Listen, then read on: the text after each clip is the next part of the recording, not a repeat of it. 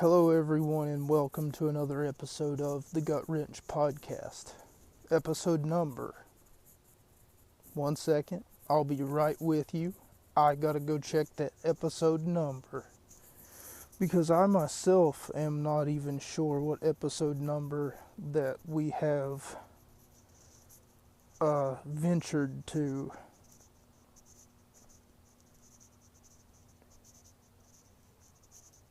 Episode number 104.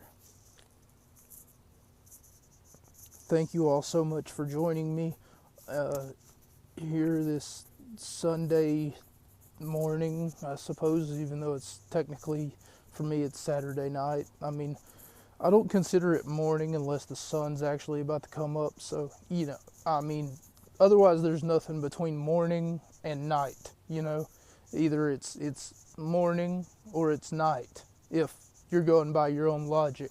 And for that matter, it's also daylight savings time, so for whatever reason, we're going to save some daylight, or it's going to roll back an hour, or it's going to come forward 2 hours, or something of that nature.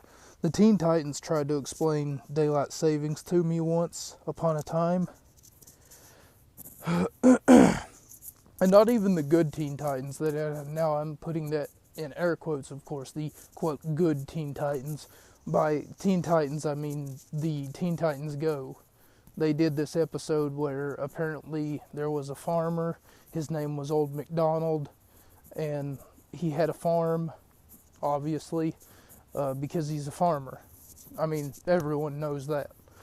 But anyway, he had this clock, and for some reason it was stuck at 3 a.m., and for some reason he had a cow, he had a pig, he had a duck, he had a whole bunch of farm animals. My point, of course, being, and they really drove home the point that he's Old MacDonald and that he had a farm, and that he had this clock held hostage that was apparently taking away from an hour and saving the daylight. I don't necessarily know. I saw a little bit of the episode, not the entire thing. And for that matter, I'm getting off topic and talking about shit that really doesn't make much of a difference, especially whenever you consider that this is not a cartoon review or an explanation, not even a soft explanation for that matter, of why daylight savings time exists here in America. I'm assuming everywhere else. I guess I'd have to ask someone from Europe if they celebrate daylight savings. Celebrate? I mean, is it a choice? Is it something that actually we have a choice in the matter? Like, no. I said, put my clock an hour well, back to where you had it, Like, okay. Anyway,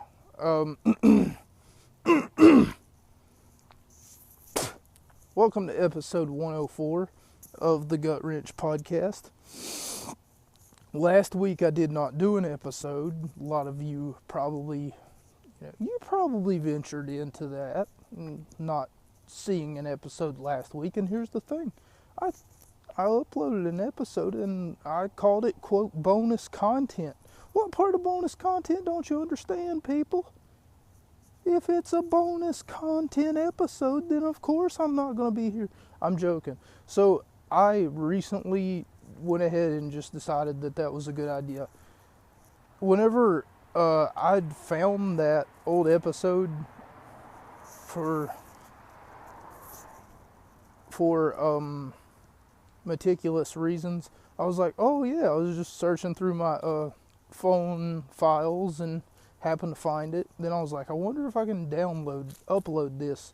Like, the last time that I tried to do it was in January, and it wouldn't let me do it. That's whenever those two pay-per-views that I did review on episode 103, even though officially it's not episode 103, canonically is what I should say, it's not episode 103, just go with it, because it was the 103rd episode that I did upload. However, and that is the case, and if that was the case, then what I ended up doing was just uploading it and then just saying, alright, I guess I'll just take a week off. There's another episode. Just call it bonus content, you know? Like Lil Wayne, for whatever reason, people keep quoting Lil Wayne to me, you know? Something that has to do with, put a cherry on top of it, call that a cherry on top, you know, or something that has to do with something that has to do with something else. And, you know, it's almost like an elaborate fucking math. But anyway, I'm not here to dispute Lil Wayne. What? Who's here to do that? It's come to my attention that PWI, that's Pro Wrestling Illustrated, has a magazine that they do every month, and obviously they do. However, okay, why are we honking? There's nothing in your way in the fucking road. And it's 1 o'clock in the morning. Who the fuck are you honking at? Motherfucker must be how out of his mind to think that it's a good idea to be honking in a residential area. Back to what I was saying though. There's apparently a fucking there's a magazine called PWI, Pro Wrestling Illustrated, as I was saying. They rank the top 500 professional wrestlers out of any, not every. They don't do it for every fucking company, but they do it for any company that does exist. And if you're a local talent and you're featured in PWI's top 500, then that's more than likely going to give a lot of people pause to look at you, or concern. They might, who knows, maybe one of these big wrestling companies might come up and look at you and practically be like, hey, you know what? I can see why you're ranked number 18 or number 25 or whatever. You know, that makes sense to me. How would you like to sign a contract? You know, and almost like selling your soul, you're bound to do it because, let's be honest, the money's worth it, and you really need the work. You know, you really need the exposure. Even though you kind of got the exposure, but that's just the tip of the iceberg. However, this year PWI has put forth their top 3 for this year was the Shield. Each member had a ranking, and it went as follows: 1, Roman Reigns; 2, Jon Moxley, the former Dean Ambrose; and 3, Seth Rollins. For me, to put these 3 individuals in any order and then tell me to rank them is a hard thing to do. For some other people, however, it might be super easy. A lot of people would just put Jon Moxley at number 3 and then have to deal with the fact that either Seth Rollins is number 1 or Roman Reigns is number 1. They would have no problem putting either Reigns or Rollins as number 1. For me, it's a little bit harder to jisk that, you know? Which way would I put it? It's not that I don't want to hurt anybody's feelings or, you know, anything like that. It's just that this is a hard ranking. You know, that's like a smash or pass situation that you don't want to pass on any one of the 3 because they're all 3 really, really good.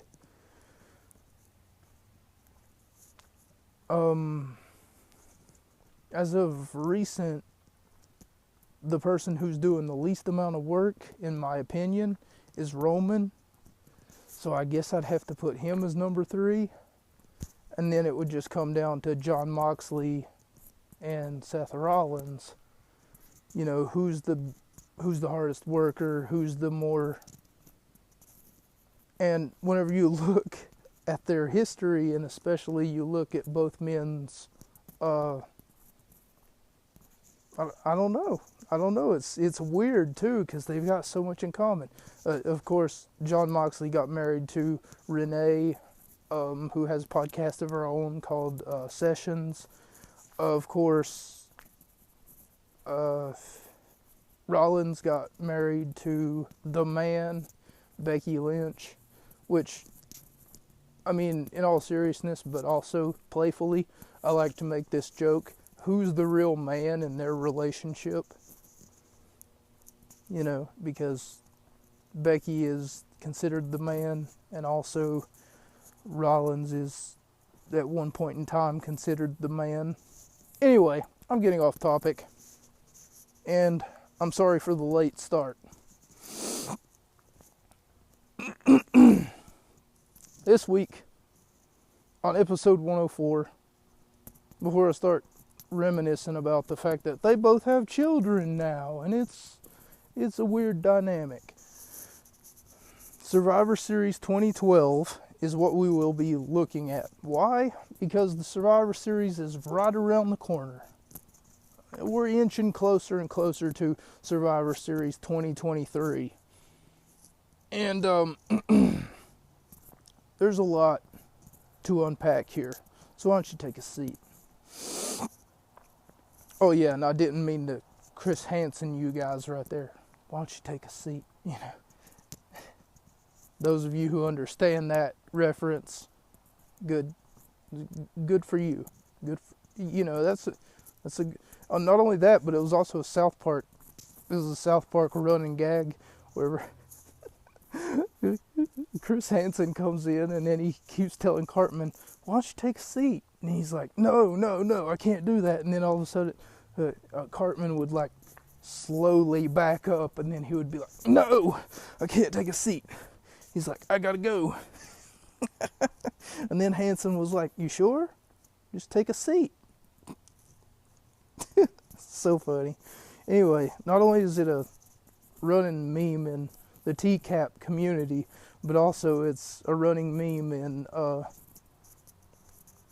South Park, I guess. But they've made fun of everything. CM Punk wins the title from Cena a year ago to the date. And he's got something that he needs to talk about. CM Punk with the big news. The big talk being that Punk is the new hot free agent of wrestling because of some backstage fight that took place between Punk and Jack Perry. Okay, well, I'm not really sure why I put that he was the champion or something like that. Wins the title from Cena a year ago to the date. Yeah, I'm not sure why I put that. But anyway, just stick with me here. I guess I just don't know how to start my notes here. Day 91, the Elimination Chamber of 2012. So, what they're essentially doing here, and I put down every milestone that they mentioned while they were showing me highlights from various pay-per-views from the year of 2012. What they were essentially doing here was they were showing me landmark, almost like days in the championship history of CM Punk. So day 91 is where they started at the Elimination Chamber, where the odds were stacked against CM Punk because he had to contend with not one, not two, not three, not four, but 5 other individuals, if I remember correctly, including himself, would have made 6 people altogether in one wrestling ring. Maybe that's something that we'll look at a later date. Day 91, the Elimination Chamber 2012. The narrative, and not only that, but it's also a narrator who won't shut up, is being told through the eyes of CM Punk. And in doing so, we're showed his highlights of how he kept his WWE Championship, and the only request request that I would have made is to get rid of the design of the spinner championship Cena had for so long. Thank God it's gone now. My God, it looked so bad looking back. So at the time I was in middle school, and I didn't have a problem with it. Don't know why I didn't have a problem with it. No, 2012, I graduated in 2013, so I was in high school. Anyway, I didn't have a problem with it at the time, even though a lot of my friends would come up to me and be like, hey, what do you think about the spinner championship? And I was like, there's no problem at all. I don't see the issue, you know. Like, but the old, outdated design and the fact that CM Punk had it was sort of iffy, you know. Like, this is the thing that started with John Cena. You know, where's CM Punk's title? Where's his championship that he gets to keep? Cena had for so long, thank God. It's gone now. My God, it looked so3 So he was at day 273 at the SummerSlam pay-per-view, and 343 at the Hell in a Cell was against Ryback, which we will get to that in just a moment. Day 351 on an episode of Monday Night Raw. The count keeps counting up until you see the infamous picture or GIF of CM Punk looking at the WWE Championship as the narrator says, "Is there any hope for survival?" And on that last word, survival, his voice echoes. And yes, that infamous picture that shows John Cena on the left side, if I remember correctly, Ryback on the right side, and CM Punk is in the center, and he's looking at his WWE Championship as John Cena and Ryback are playing tug of war with it, with one arm on their right side of their body, and CM Punk is not only looking at the championship, but he keeps looking over at Ryback, and then over at Cena, and then down at the title. He just wants his championship back. He doesn't want to be put in this uncomfortable situation. But these two are obviously gunning for the said championship.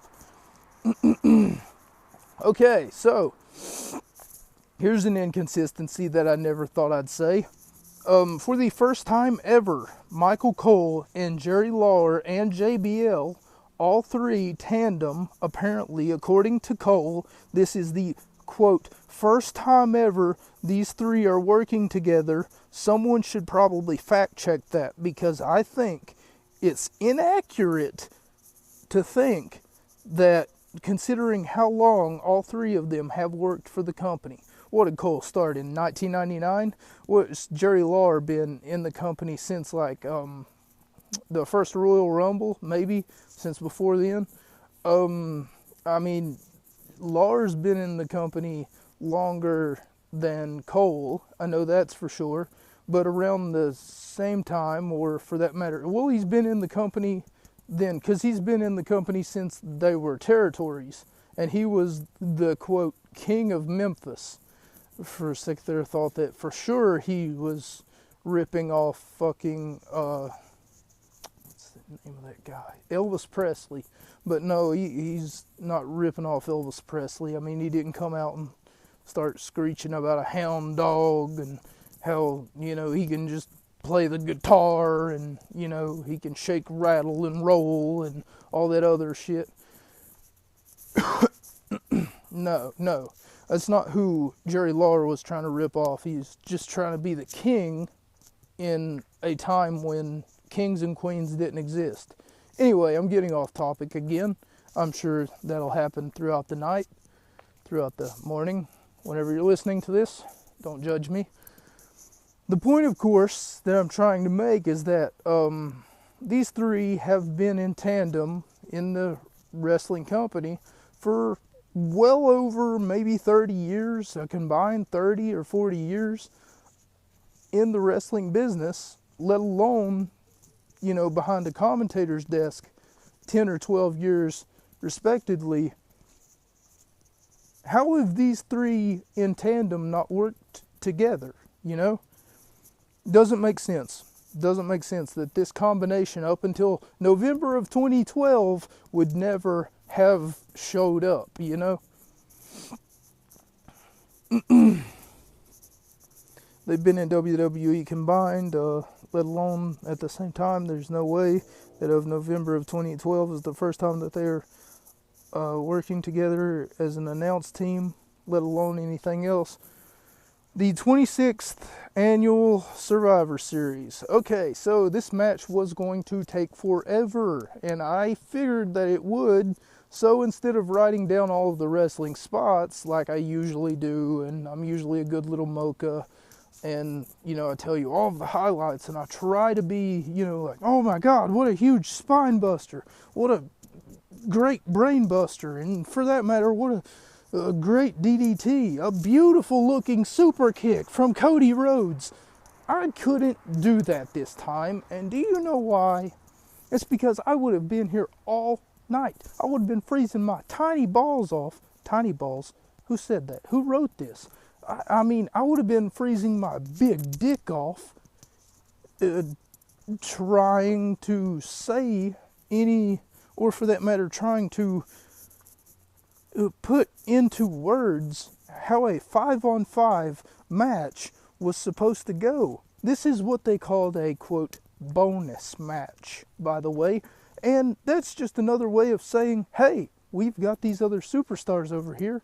There was a card on maybe the pre-show that we decided to pull from the pre-show last minute, and we decided to give these guys the remaining TV time because we didn't have enough pay-per-view time in order to cover for the I don't know.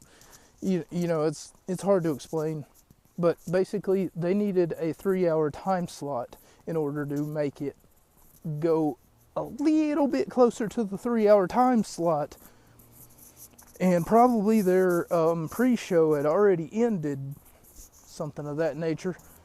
And then they were like, "Hey, what's with the time crunch, guys? We're gonna have to, you know, on the fly get all of either that, or maybe this was meant to be there. Maybe this was meant to be there on the main card, but they just forgot to advertise it. They just said, oh shit, we didn't we done goofed, guys, we done goofed." 2012 was, it was the era of people power. Thanks to one Mr. John Laurinaitis. And yes, whenever he speaks, it sounds like he's got laryngitis. I suppose I should stop making jokes and just get straight to the action. Hang on one second. Thank you for cutting in front of me. You're a bitch. A 5-on-5 elimination tag team match where Brodus Clay, the Funkadactyls, accompanied by the Funkadactyls, I should say, because that's whenever he's got that call your mama gimmick. Justin Gabriel and Tyson Kidd come out together for some reason, even though they've never been a tag team. Sin Cara, Rey Mysterio versus Tensai, Primo and Epico, and the PTP, the Primetime Players, millions of dollars, millions of dollars, millions of dollars with a baseball bat. That is your 5-on-5. For those of you who don't know who Primo and Epico is, they are apparently a part of the Colon family, the underwhelming dynasty of Puerto Rico's wrestling. I wouldn't call it a dynasty. You know, I'd call my podcast a dynasty. I really wouldn't call their family heritage much of a dynasty, but I can overlook it. The PTP, on the other hand, was just Darren Young and, of course, Titus O'Neil, the real deal Titus O'Neil, and Mr. No Days Off. Okay, I'll just get to it. And Tensai. Everyone remembers Lord Tensai, right? He came into the WWE. He had an undefeated streak going for a long time, and then all of a sudden, one Monday night, on Monday Night Raw, they wanted to put Tensai or John Cena up against each other and make it seem as though that it was John Cena's final stand. That if John Cena couldn't get through Tensai, that he's a washed up old has-been or something. And what ended up happening was John Cena got through Tensai like hot knife through a butter. Through a butter? I don't know. Tensai gets the first time for the tag in the match. The crowd starts chanting Albert as Tensai starts to take control. Tensai is the only man to win the New Japan Cup twice, according to JBL. Brodus Clay is cleaning house as the big Tensai and Clay face off, and the two... Why did I put face off twice? It's not important. Brodus gets eliminated by Tensai. Tensai gets eliminated by Justin Gabriel from the crucifix pin. Tyson Kidd gets Titus O'Neil eliminated off the pin. Tyson Kidd makes Epico tap out. Tyson Kidd was on a roll at this point. Mysterio gets the pin on Primo, and now Darren Young is the only person left on his team. So Mysterio pins Primo, and as I stated before, Tyson Kidd makes Epico tap out. So that means that there's only one person left for the opposing team, and that is Darren Young. So it's Darren Young versus Mysterio, Tyson Kidd, Sin Cara, and Justin Gabriel. So basically it's a 1-on-4 situation. Because the only person eliminated from the team that I've just got done mentioned, Mysterio, Tyson Kidd, Sin Cara, and Justin Gabriel, the only person that was eliminated by Tensai,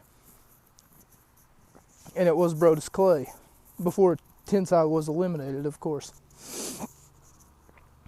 And then afterwards, everyone gets their spot in on Darren Young, and Young ends up losing the match.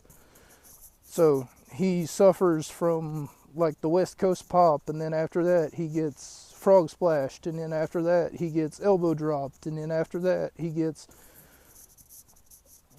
shat on again. And I even put here also Darren Young gets eliminated. 2.5 out of 5 stars. The reason I only put the eliminations is because the first match could be a long, so I figured why not just put up a lot of the elimination highlights and go off the crowd chants. So if the crowd would have chanted anything, I would have put that too, especially the Albert chant, obviously directed toward Tensai, because they never forget, I mean, he spent 5-6 years in the WWE as a man named Albert, and then after that, 3 or 4 years as a man named A-Train. WWE Divas Championship, and it's something that I wanted to really touch on really fast before all of the hip-hop music and all of the vehicle exhaust is beginning to interrupt me as I'm walking home, because it is way too cold to be recording a podcast outside in the middle of the night.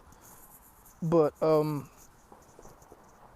the first thing that you notice about both Caitlyn and Eve Torres is the fact that they've had their theme songs revamped.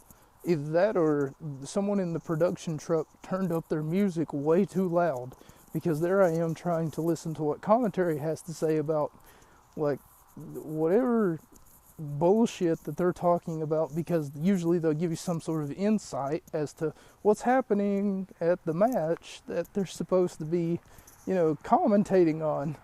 And all of a sudden you just hear Caitlyn's music And of course, I know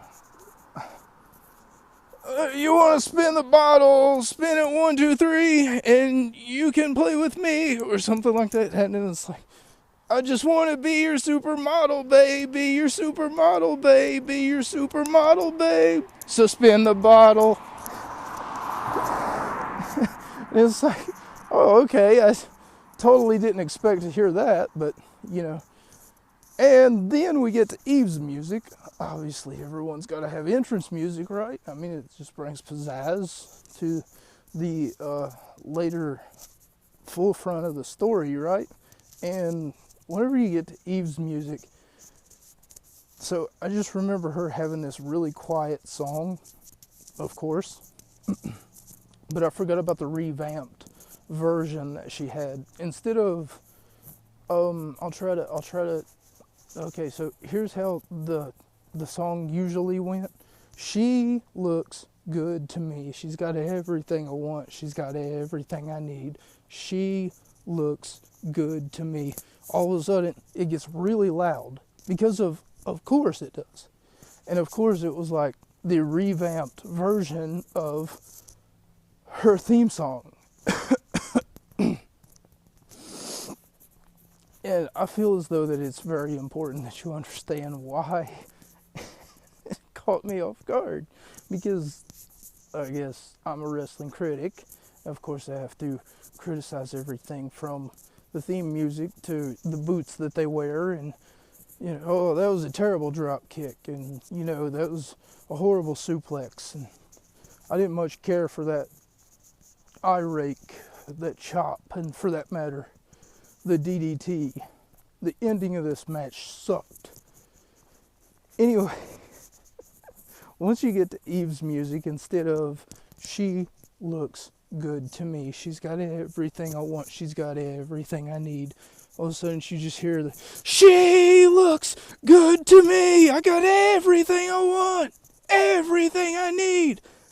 And you're just sitting there, and then you're just like, okay, I think I understand. She looks good to you.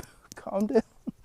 And it repeats for like 7-10 seconds at a time. And I'm assuming that that's like the chorus of the song. Like, I get it. She's the champion. She looks good to you. I don't know. It's moments before the match begins. Someone tries to attack Kaitlyn, but was unable to because Kaitlyn was able to stop the person taking any shots from her, and Kaitlyn pulls back the blonde wig. She pulls it off of their head, and then she's just like, are you kidding me right now? And then she just starts beating up the person that was beating her up, whenever all of a sudden Eve shows up. And what does Eve do? She just starts attacking Kaitlyn, and then afterwards acting like, oh, Kaitlyn, I'm so sorry, are you okay?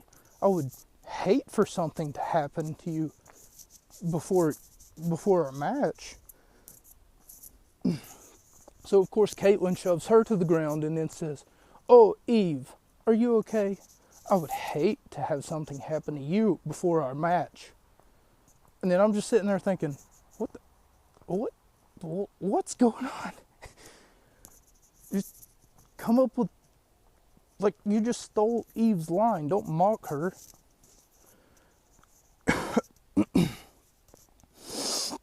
Okay, so some context for this match is that Kaitlyn pushed her back in September. Kaitlyn was supposed to face Layla, and she got hurt because someone attacked her from behind and hurt her ankle. Kaitlyn thinks Eve had something to do with the attack because here we are in November and someone tried to attack her again, and Eve got Kaitlyn's spot in the match that happened in September that I was just talking about. Okay, so Kaitlyn is dominant, just beating Eve and non-traditional wrestling moves, mostly overpowering her and just beating beating her senseless in the outside of the ring. And what do I mean by non-traditional wrestling moves? It's sort of like,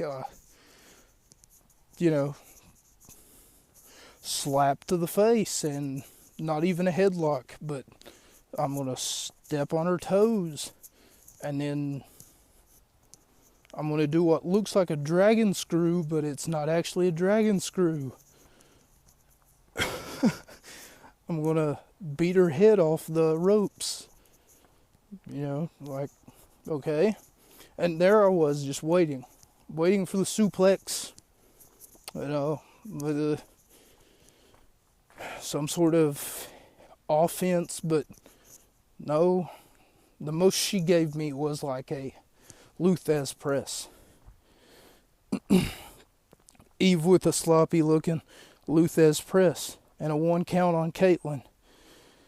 Eve with a hangman's choke, which once again is very unorthodox offense. It's not something that you often see.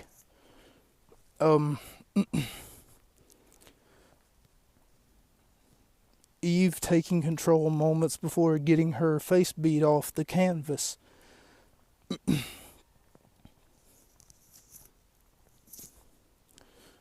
Eve kicks out of what Michael Cole calls the knees to the gut.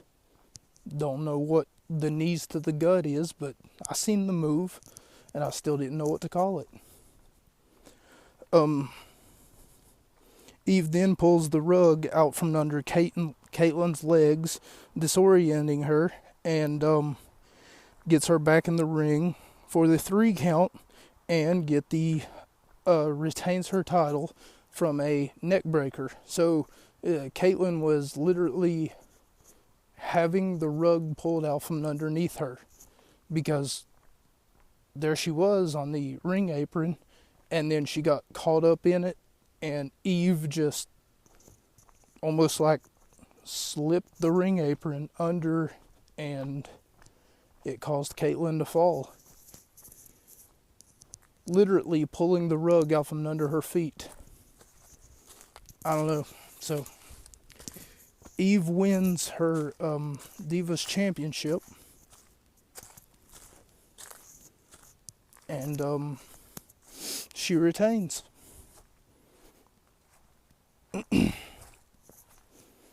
The crowd just sounded dead. The match was okay. Nothing extraordinary happened.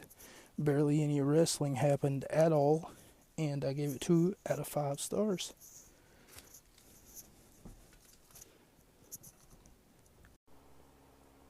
And we are back after that short intermission, ladies and gentlemen. I do apologize.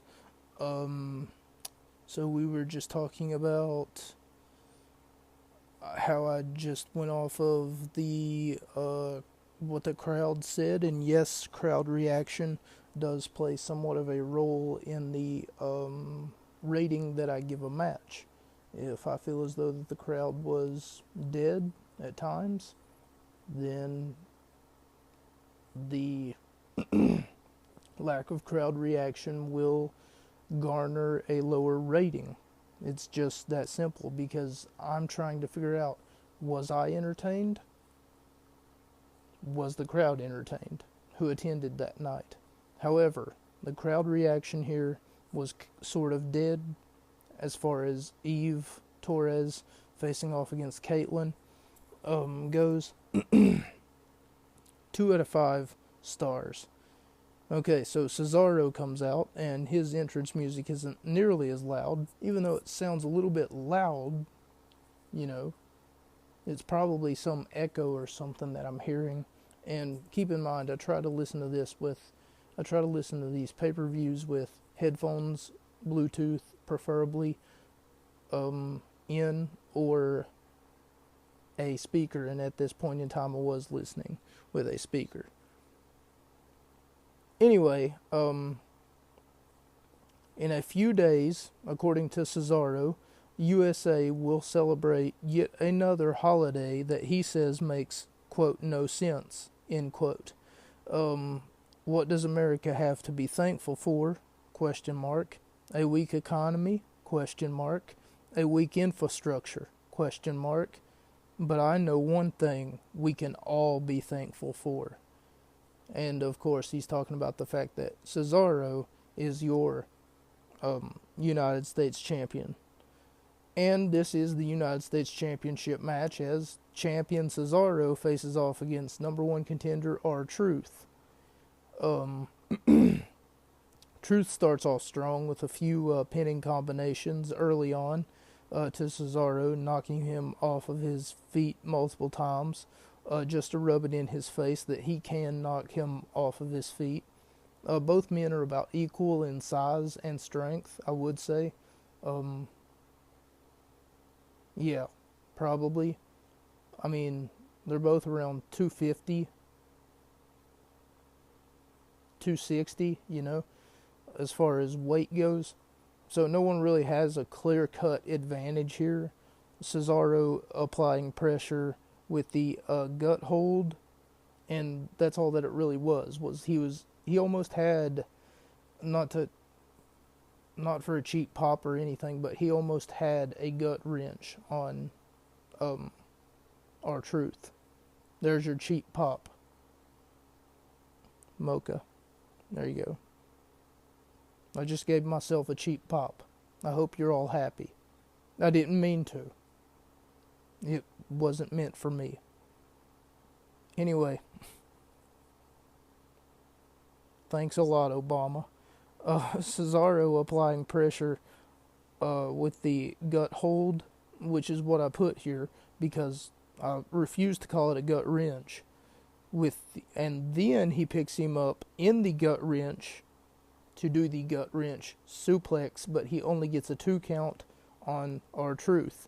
R-Truth misses with the scissors kick and gets hit by the Gotch neutralizer, courtesy of Frank Gotch. And I didn't put a rating on this one, so I'm just going to go ahead and rate it now. 2.5 out of 5 stars. Now comes the most entertaining part of this whole exchange. And for those of you wondering why I'm laughing, it's because it's the funniest part of the night. Shut up. Everybody just shut up. Okay. AJ Lee left John Cena some voicemails saying last night was a mistake.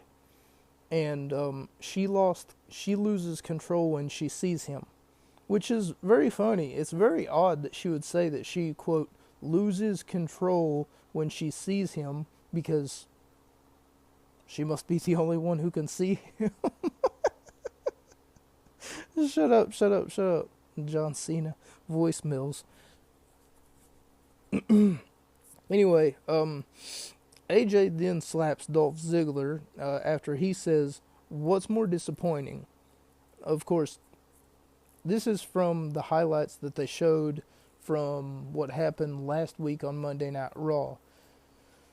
Anyway, this is where AJ slapped Dolph Ziggler because he said the following: "What's more disappointing? The fact that he's not talking to you anymore, or all of those nights in his hotel room?" End quote. AJ Lee comes out to the ring, and of course we're at present day here in 2012.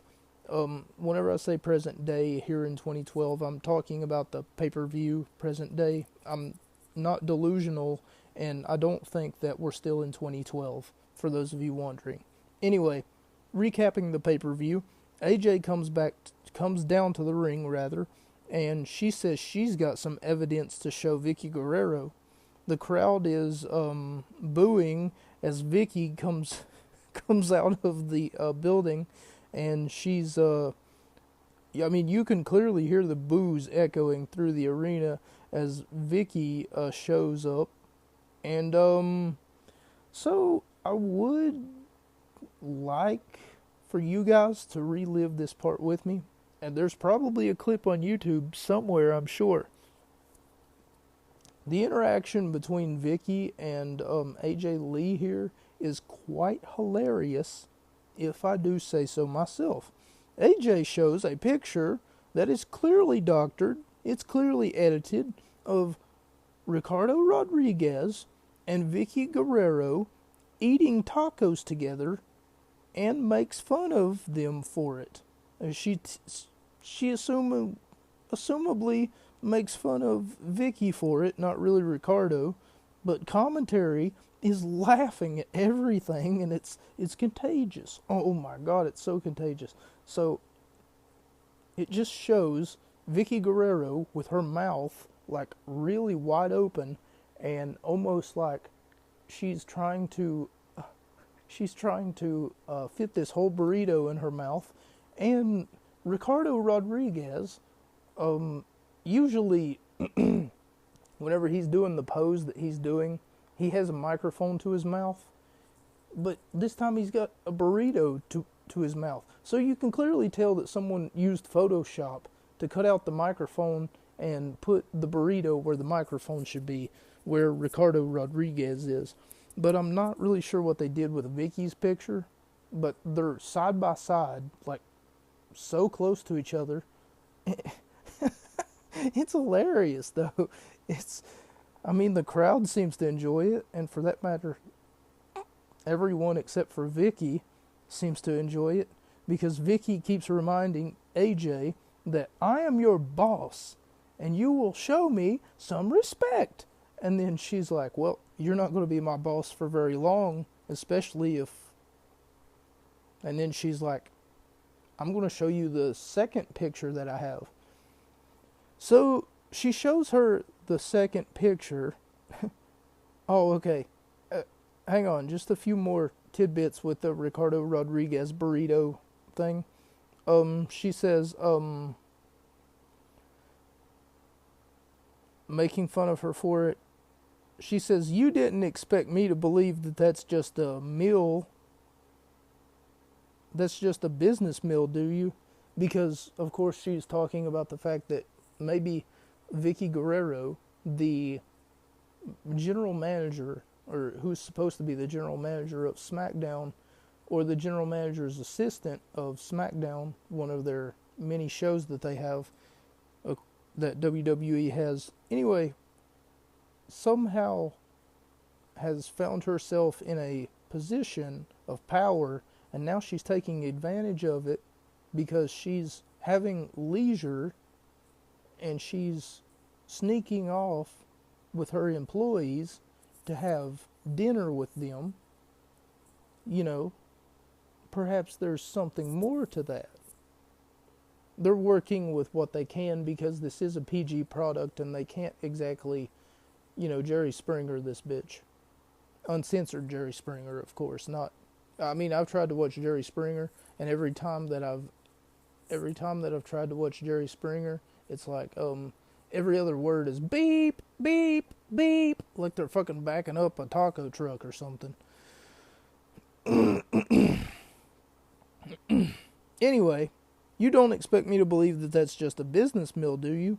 Okay, well, if you don't believe me, then, Vicky, what do you say about this photo? And then she shows yet another photo that's clearly doctored. It's clearly been tampered with in one way or another. And the second picture shows Vicky eating ribs with JR, with JR's barbecue sauce on her face. When the picture comes up on the Titantron, Jerry Lawler says, I knew it. I knew it. Oh my God. And then the next picture shows Brodus Clay getting caught dancing with Vicky. In the background, there's a bed, and Vicky is in a swimsuit for some reason. So she's implying that, of course, not only is she having dinner with good old JR, not only is she having dinner with Ricardo Rodriguez, but she's getting funky with the Funkasaurus. Of all things that she could be doing, she's getting funky with Funkies on a Roll. Can you believe this? My God. Some people just got no self-respect. And then after of course, AJ's had her fun. All of a sudden, Tamina Snuka attacks AJ from behind. Josh Matthews with an interview with Paul Heyman, where Josh asks a valid question. She's left in, the question, which is what's left in CM Punk's quote, end quote, bag of tricks, end quote. What's going to allow him to retain his championship here tonight? And this is foreshadowing for those of you who don't know. What's left in CM Punk's bag of tricks? Now, if you'll remember, at the top of the program, we did talk about 3 individuals, collectively known as the Shield: Sierra, Hotel, Ending, Echo, Lima, Delta. The Shield, we'll get to that in just a moment. For those of you who don't know how this program ends, the 2012 Survivor Series seems to end in somewhat of a controversial manner. At least it could be seen controversial in some aspects. But the quote, bag of tricks question, I find that one to be very appropriate for Josh Matthews to be asking. So, Paul Heyman asks Josh Matthews to enlighten him on what advantageous advantages that CM Punk has gotten over his opponent to have a, quote, bag of tricks, end quote. Josh can't think of any, however your host can think of one, and that is the backstabbing referee at the Hell in a Cell pay-per-view 30 days earlier. But don't worry, we'll talk about him in just a minute. But at this point in time in 2023, at this point in time in 2012, CM Punk was going on his 8th longest championship reign, the 8th longest championship reign of all time, rather, not CM Punk's 8th longest championship reign, but 8th longest championship reign of the entire company.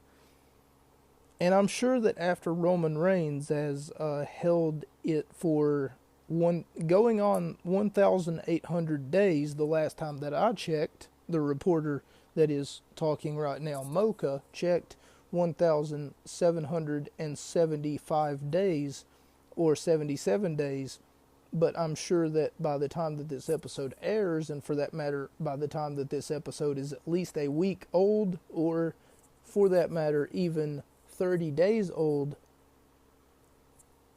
or even 60 or 90 days old, which is in 3 months, by the way, ladies and gentlemen,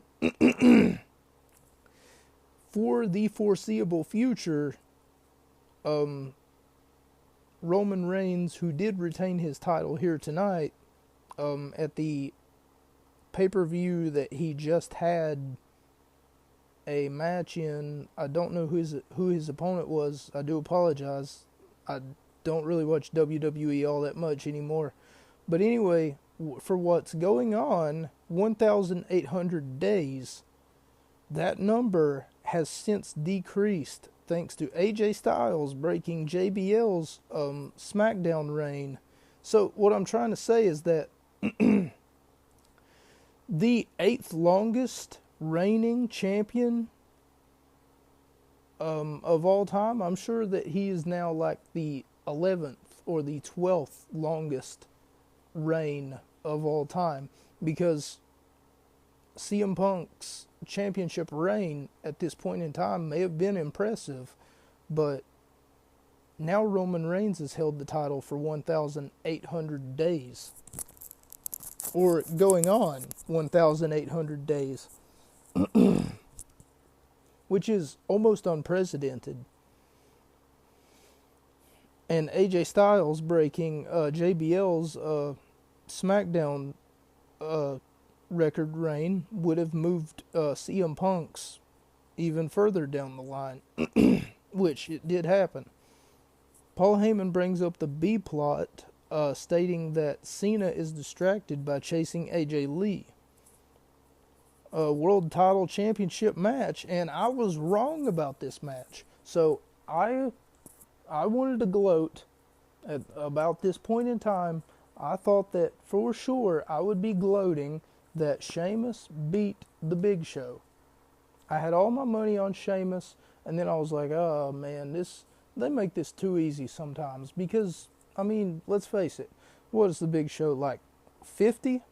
47? You know, at this point in time? And what's Sheamus, like in his 20s? So they make it extremely obvious who's going to win. And then another thing hit me too. I was like, I know what they're trying to do. They do this all the time. They're trying to make Sheamus look like an underdog. But they could have done it any which way better.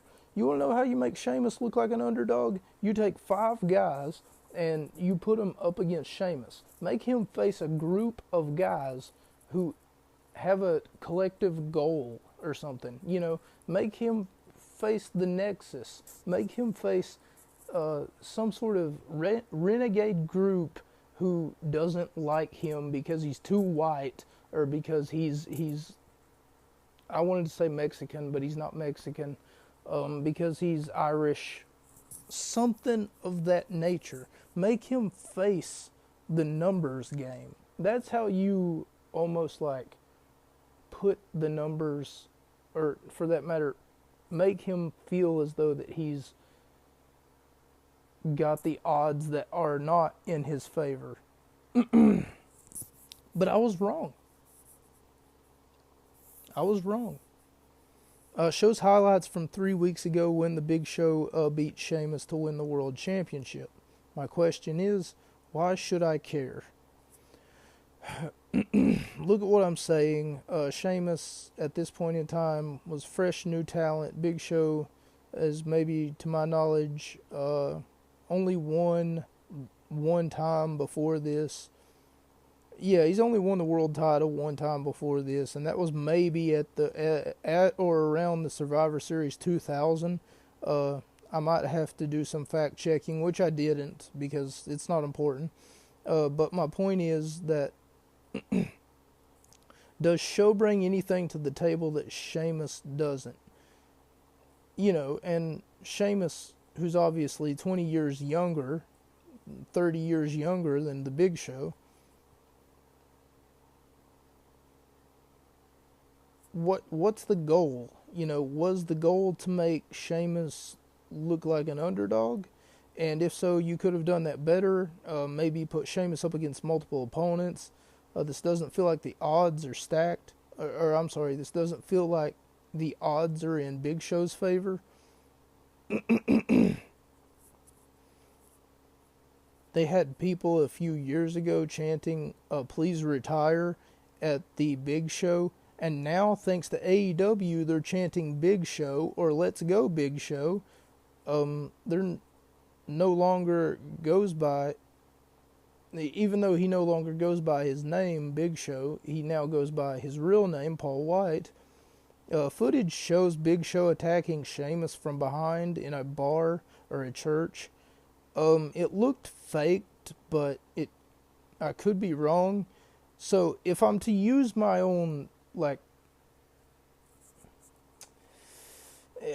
I put here was my own resources. If I'm to use my own background knowledge, is what I meant to say, my own background knowledge, my own resources, to determine whether the footage was real or kayfabe, if it was a real attack, Show would have been stripped of his world championship and suspended and or fired or fined at the least. Unless it was a provoked attack. It was proven to be a started fight by Sheamus, a provoked attack by Sheamus. But according to Sheamus, it was an unprovoked assault. The footage itself looks like Bigfoot footage, and for some reason when Big Show picks up a chair in the footage to hit Sheamus with the chair, he hits the bench behind Sheamus, not even touching or hitting Sheamus at all. In what's known to be the collective Bigfoot footage that we do have, it doesn't look like that he hit Sheamus at all. It looks like that he's hitting the church bench behind Sheamus. Hitting Sheamus. What are you doing, WWE? You could have done this better. And then I brought up something else. So later on, maybe this was 2012, but years later, maybe 2017, 2018, 2016 at the most, they would have Shayna Baszler do the same angle with Ember Moon. But at the time, see, whenever Baszler did it, they showed security cam footage of Shayna Baszler attacking Ember Moon. And someone pulled out their phone and they were screaming at Shayna Baszler, telling her to stop, Baszler, stop. Hey, if you don't quit right now, you're going to forfeit your championship opportunity this Sunday. And then Baszler all of a sudden just walks away. And then she says, I'll see you Sunday, Ember. Like, they could have done it so much better if they were looking to, just like making Ember look like an underdog like they did. Sheamus ties the Big Show up in the ropes. He looks like, from what looks like to be the King Hippo from Punch-Out, the video game. The ref not counting to 5 while Sheamus breaks the rules. The ref, on the other hand, is telling Sheamus, I will disqualify you, warning him, but not admonishing him. If you're going to say, I will disqualify you, just do it. Do it then. He's asking for it. On top of that, you're not even counting. Why would you disqualify him if you're not counting? Dumb motherfucker. Big Show spears Sheamus after throwing him in the ring. The first match Big Show was in, he beat Hulk Hogan for the championship, apparently. At this time, according to commentary, 22 total championships have been won in his career. Facts are being told by commentary who are watching the Big Show throw Sheamus over and over again. Sheamus kicks out of an elbow drop, gets elbowed in on his sternum. Sheamus kicks out of a side slam, Irish whip. Big Show does a version of his old finisher he called the Final Cut. It would be a move that would be done also by Goldust. Electric chair drop on the Big Show from Sheamus. They thought it was, commentary was drooling and chomping at the bit because they thought it was some sort of miracle that Sheamus, a 275-pound man, was able to pick up the Big Show and pick him up from that height of an electric chair drop to go ahead and perform that move. But anyway, electric chair drop on the Big Show from Sheamus only gets a 2 count. Sheamus on the rally, building momentum and taking Big Show off of his feet. White noise to Big Show, who kicks out at 3. Sheamus can't believe it. He's in disbelief on his face. Big Show pulls the referee in front of him to take the bro kick. So the referee took the bro kick and Superman punch, or that giant punch that he usually does. The Big Show wins off the 3 count. Color me surprised. I thought that this was a squash match for Sheamus because it doesn't make sense for the Big Show to win. I mean, in no narrative whatsoever did it make sense for the Big Show to win, but I guess it's their pay-per-view and not mine. And it was a pretty decent match, honestly. But the Big Show not only put up a fight, but he found a way to win and not only survive, but win. 3.5 out of 5 stars. I don't think I could have gave this 4 stars because of, at times, it seems slow and inconsistent. And the ref bump as well. Something I wasn't expecting, as well as the ending was more entertaining than I thought that it would be, however, or that I thought that it would have been, rather. After the footage was looked at, they revised it, they reversed the decision, and the Big Show lost via disqualification. Sheamus wins, but due to rules of professional wrestling, you cannot, and the title cannot, change hands off of a disqualification. So therefore, still your World Heavyweight Champion, the Big Show. However, the winner of the match, as a result of a disqualification, thanks to the fact that he pulled the referee in front of him to take the super kick, or the brogue kick, Sheamus is your winner of the match, thanks to a disqualification, thanks to a technicality. But even though he won the match, he didn't win the championship. Big Show was disqualified for breaking the rules. After they gave him the win, Sheamus attacked Big Show with a chair. The match didn't even receive any backlash from...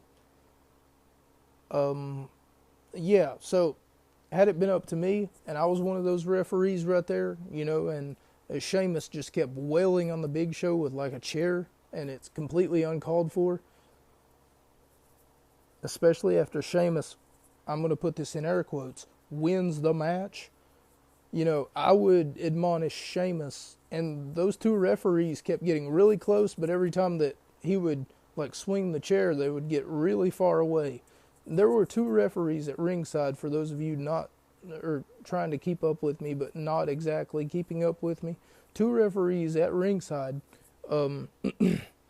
after the match was over, and Big Show was getting pounded by this steel chair, and while he was, these two referees were like, hey, stop hitting him with the chair. Hey, stop hitting him with the chair. And then backing up and then saying, hey, stop hitting him with the chair. Where's the security? Goddamn. And this fucking thing goes on for way too long. Like, Big Show gets hit probably 25, 45 times. I mean, I thought, Jesus Christ. I thought the 1999 Royal Rumble was bad for chair shots, but geez, Louise cheese. He never gets hit in the face, and at times you can tell that Sheamus is like letting up just a little bit, not like completely wailing on him. But it's still like, just quit with this stupid chair shots. Goddamn, this segments went on for way too long. Why can't one of the referees come up to him and be like, hey Sheamus, if you hit him one more time, I'm going to reverse the decision again. You're gonna lose your victory that I just awarded to you.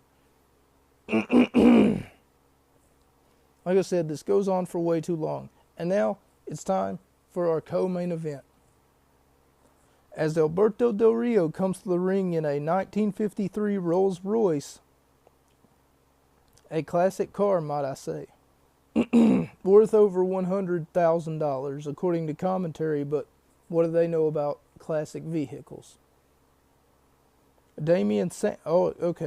Alberto Del Rio, Damien Sandow, David Otunga. Otunga was in school, the same school that Barack Obama went to, and Otunga is Rhodes' last-minute replacement.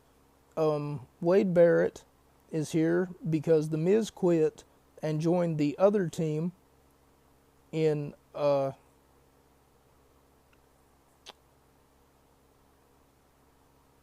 so what happened was The Miz quit one team to join the opposite team.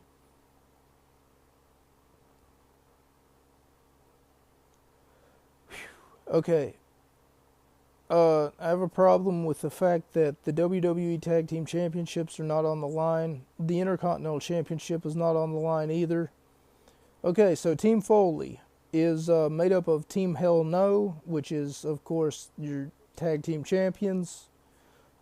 Kane and Bryan, Kofi Kingston, who is your Intercontinental Champion, The Miz, and Randy Orton. Here's the highlights.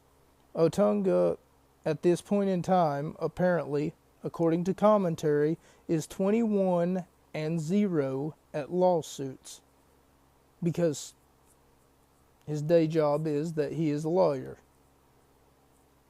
Kane eliminated Sandow, and now it is advantageous for Team Foley, 5-4. Zigzag on Kane directly after, and then Kane gets eliminated.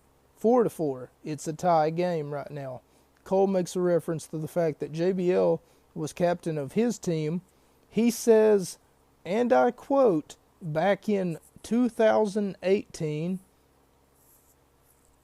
I went back and listened to that 3 times, and nowhere does he say, like, there's not like a part where he takes a pause in his sentence, a part where he like maybe says, oh, I misspoke, or I was looking for captions listening to Michael Cole talk, because we're not even in 2018 right now.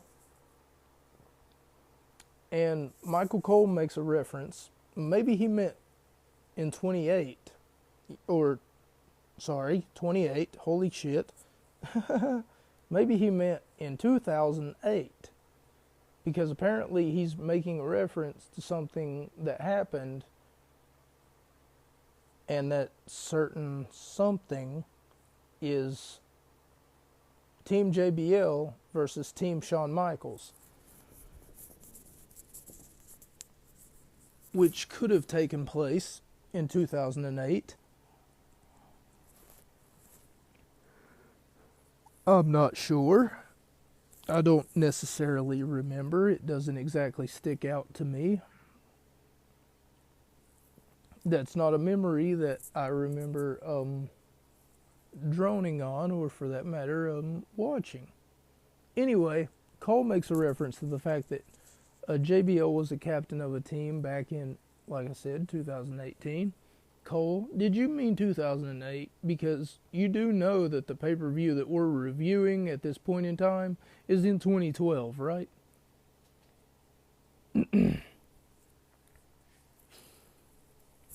Bryan gets Otunga in the crossface, the yes lock, as they call it, and makes him tap. Otunga's been eliminated. 4-3, Foley's team is up 1. Off the bullhammer elbow, Wade Barrett eliminated Kofi Kingston, making it 3-3. Bryan taps out Del Rio. Bryan taps to Del Rio. Foley is down one person, 3-2. 2-3. Foley is the other one. Now here's the game plan. Miz and Randy Orton versus Del Rio, Wade Barrett, and Dolph Ziggler. So it's essentially a trio versus a tag team. Wade Barrett has been eliminated by the skull-crushing finale, bringing the Ziggler and Del Rio versus Miz and Orton. The Miz gets eliminated, and that means it's Ziggler and Del Rio versus Randy Orton. And Orton is the only person left for Team Foley. Now it's a one-on-one. Off the RKO from the pin, Orton to Del Rio. So Del Rio gets eliminated, because now it's Ziggler, Randy Orton. Ziggler wins off the super kick while Orton was going for the punt kick. Orton had the match won, but Ziggler wasn't moving, but Orton tried to rub salt in the wound, the proverbial wound, and paid for it. It told a good story, and it had some pretty good highlights, and was a good push for Ziggler to really. This was sort of the jumping off point for Dolph Ziggler, because this is usually what they do whenever they're giving a younger guy the torch. You know, hey, you were the sole survivor at Survivor Series. You were the Money in the Bank winner. You've grabbed so many brass rings for the company. Now let's see what you can do next. You know, I'm really impressed by what it is that you're showing, and you're very entertaining. You're quite the individual. You're quite the superstar, rather. Now we come to our main event. That's right, ladies and gentlemen. Our main event is the WWE Championship match, as CM Punk faces off against not only one, but two individuals looking to get that spot from... Hang on, I lost my spot in my notes. Haha, looking to get that spot. Nope, that's not it. As Jason Ryback, formerly known as Ryback, faces off against CM Punk, faces off against John Cena, and our champion finds himself in a not so advantageous state, as not only does he have one opponent to deal with, he has two opponents to deal with. As I said before, we would talk about that crooked referee situation, if you remember what I said at the beginning of the show. If not, go back and listen to that. I briefly mentioned a crooked referee. His name is Brad Maddox, and apparently he, quote, has nothing to do with CM Punk retaining the championship, despite the fact that Brad Maddox screwed Ryback out of a championship opportunity. Controversy starts to build as the referee from the Hell in a Cell match last month starts to get questioned about his involvement with the incident we talked about earlier, which I didn't talk about it, but I briefly touched on it. So we'll just say that I, quote, talked about it. The Hell in a Cell match in question, where Brad Maddox had screwed Jason Ryback, formerly known as Ryback, with a low blow and a fast count. Here's some, commentary just kept coming up with like numbers and figures and shit like that, so I just kept writing them down. John Cena, at this point in time, was 7-0 at the Survivor Series event at this time. Tied with Hulk Hogan at 364 days as champion is CM Punk at this time. When CM Punk... Okay, so here's something that JBL said, because of course he said it. I get what John was doing here, because he's trying to prolong the advantageous spot that CM Punk was in. And at this point in time, you have to understand that there was a lot going on in the world in such a short amount of time. For those of you wondering what it is that I'm rambling about, I'll let JBL take it away, because he said it best. So, according to JBL, when CM Punk became WWE Champion, he's talking about when CM Punk reached his first day, his second day, his third day, you know, that first week of becoming WWE Champion, Mitt Romney wasn't even the Republican nominee. Snooki still hadn't had a baby. Hostess was still in business. One day from being a year to the date, CM Punk is our WWE champion. He said, I don't think you understand. He was trying to convince the other commentators that he works with. He was trying to tell them, I don't think you understand, guys. CM Punk being champion for 364 days is a big deal. He said because when he started his title reign, Mitt Romney wasn't even the Republican nominee. Snooki still hadn't had a baby. And Hostess was still in business. Which I didn't know that they went out of business, but okay.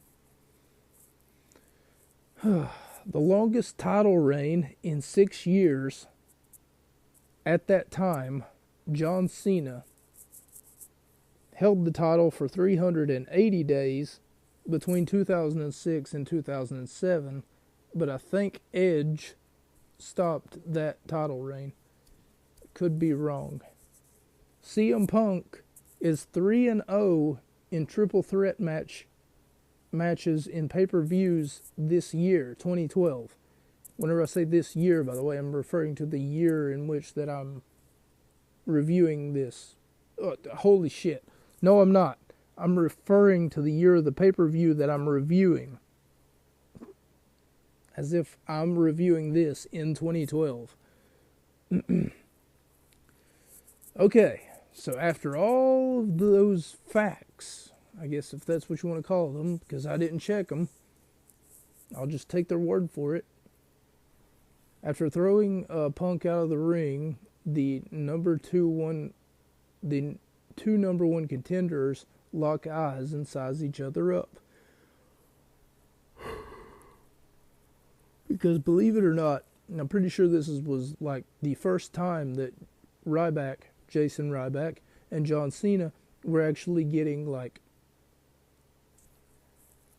a one-on-one acquaintance with each other. Because before this, they really hadn't had much ring time together. Ryback with a fall-away slam onto Punk. Then Cena on the ring, but only gets a 2 count. Dueling chants from Let's Go Cena to Cena Sucks. And you'll notice, too, that if you were to listen to those dueling chants, Let's Go Cena, and then you'll hear the much masculine Cena Sucks, because the younger fan base is the one saying Let's Go Cena, and probably the little girls or the gay boys, or a combination of the two, the more feminine Let's Go Cena, and then the more masculine Cena Sucks. Shows you exactly where his fan base is at this point. Anyway, it's just a tidbit that I noticed, and also was told about a few years earlier. A few moments, every time Punk for a few moments, every time that Punk does a move to further show off, he has to taunt to further rub salt in the proverbial wound. John Cena tries catching Punk off guard, but only gets a 2 count. Punk with a beautiful spike DDT on Cena, only to get a 2 count. JBL's SmackDown record that I much mentioned before that AJ Styles had beaten is at 280 days. CM Punk has already flown by that, but of course CM Punk was on Raw and not SmackDown, and JBL's SmackDown record only predominantly retained to SmackDown. Punk off the springboard after giving John Cena the slip, much like a banana peel.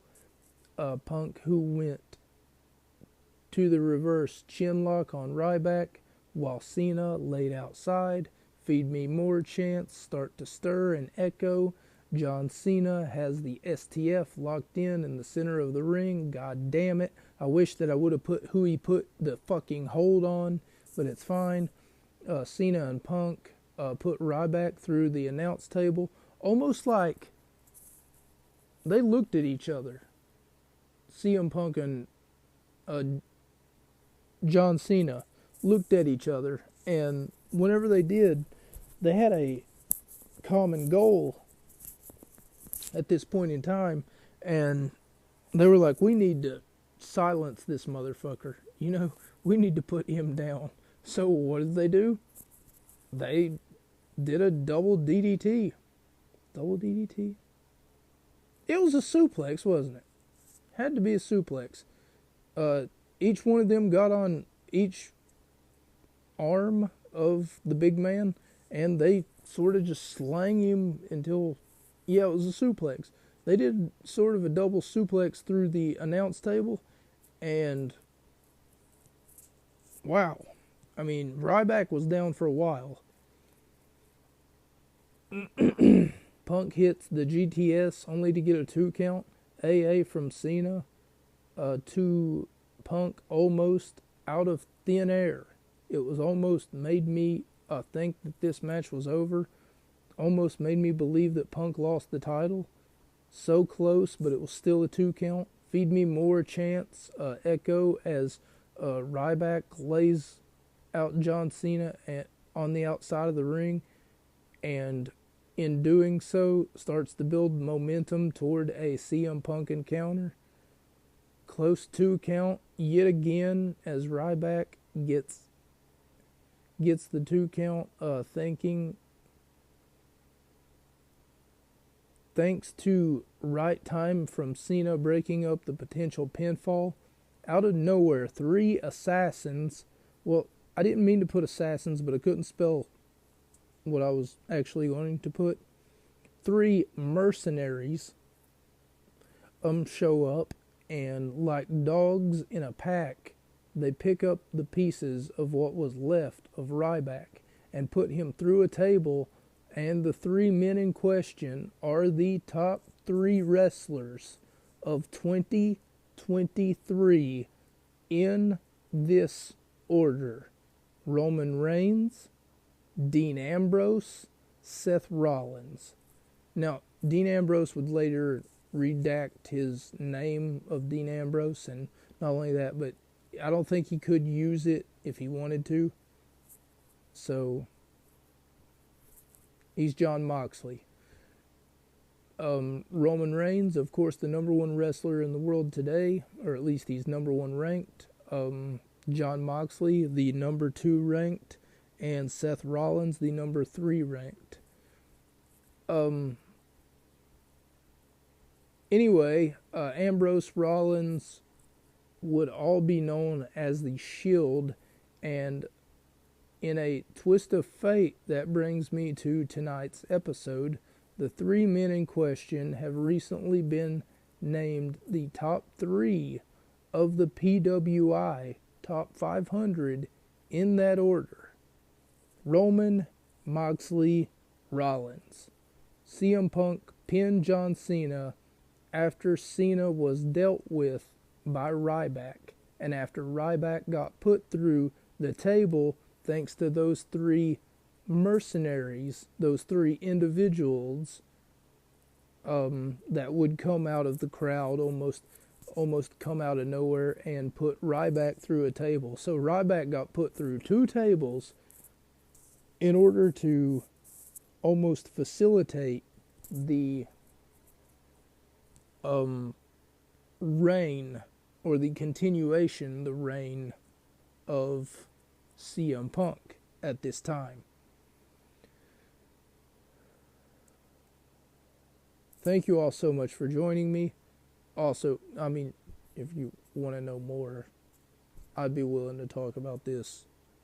These 3 individuals are honestly some of the best that professional wrestling has to offer whenever it comes down to pure technique, pure like microphone skills. And if you were to ask me, like I said at the beginning of this program, to rank them 3, I would have to put Roman as 3rd And then it would be between Moxley and Rollins, between who gets number 1 and who gets number 2. The number 1 and the number 2 spot, of course. Reigns is impressive, no doubt, but later years have proven to be not so good to him. And maybe it's just the booking, but if you're going to make someone look strong, and I mean like, he's supposed to be like the champion, right? He's supposed to be like the juggernaut that they can't stop. And if that's the case, why does he constantly need help? Why does he constantly need someone to run in for him, or someone to show up and then help him pick up the victory? And maybe that's just a part of the heel tactics, and I'm just not seeing it. But it's almost like a copy and paste. Every time that we see Roman Reigns, we know what's going to happen. If he doesn't have help, he's going to lose. Almost like he's one of the Three Stooges, and he can't get anything done on his own. It doesn't make him look like a final boss. It makes him look like an incompetent jerk.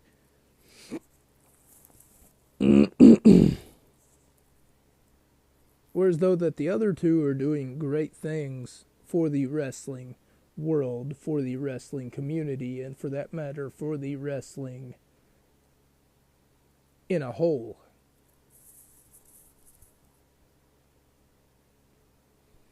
I gave it 4 out of 5 stars.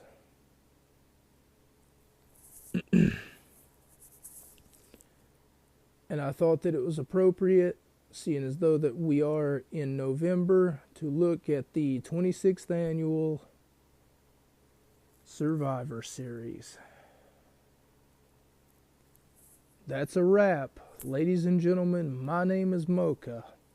This has been the Gut Wrench Podcast, episode number 104. I'm starting to lose my voice. Maybe I've just been singing "She Looks Good to Me" way too much.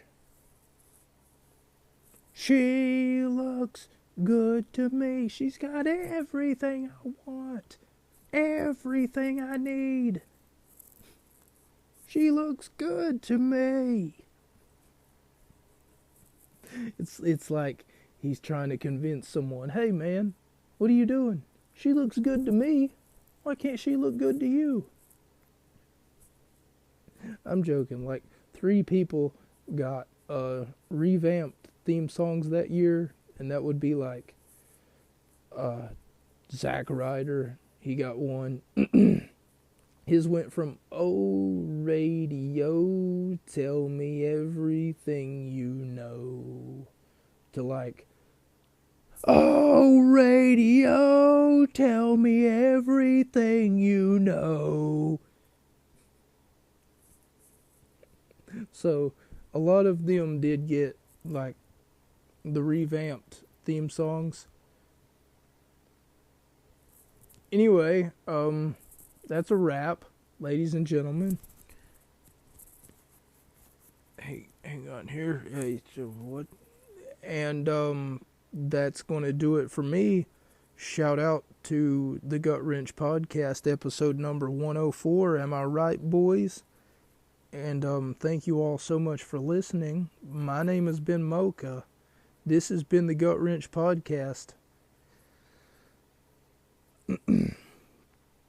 That's a wrap. And good night, everybody.